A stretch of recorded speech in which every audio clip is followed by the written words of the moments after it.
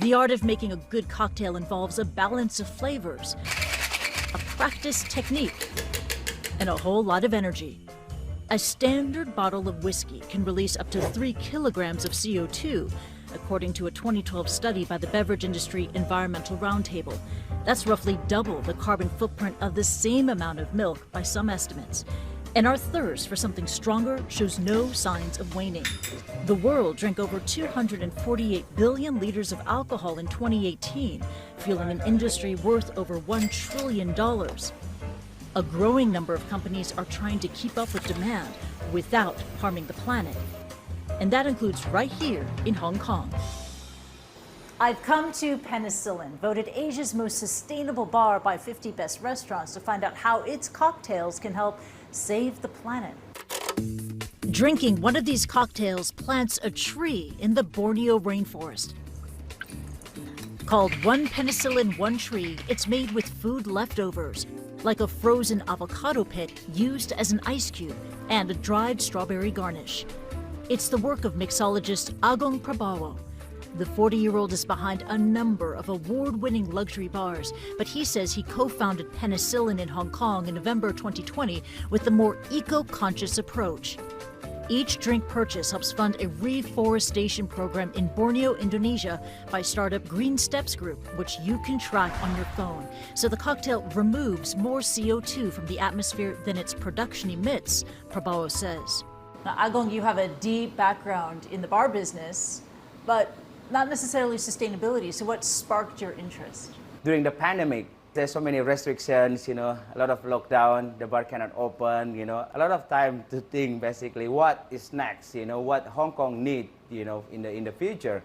So me and 3 other partners, we are thinking about sustainability because I think Hong Kong don't have this kind of concept yet.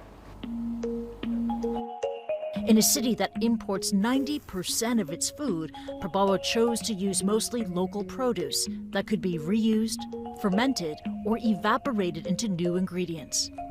What we do here is actually not only just minimizing the food waste or garnish waste, but we upcycle and recycle at the same time. Whatever we do here, we have to think twice before we put in the rubbish bin. That even includes the furniture. All the wood, the top table, is actually the fallen tree during the Typhoon Mangkut, like 3 years ago. Prabawo says the business is also reducing its environmental impact beyond the bar. Packaging and transporting alcohol can make up more than a quarter of a spirit's carbon footprint, according to the Beverage Industry Environmental Roundtable.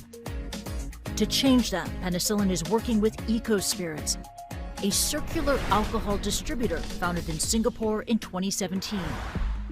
EcoSPIRITS collects alcohol from distilleries around the world in refillable containers and brings them to miniature, semi-automated processing facilities across Asia. From there, the company transports the alcohol in 4.5-liter tanks to bars like Penicillin. EcoSPIRITS says this cuts out almost all packaging waste and lessens the environmental impact of transport. EcoSPIRITS is also working with sustainable spirit producers like Arbikie Estate.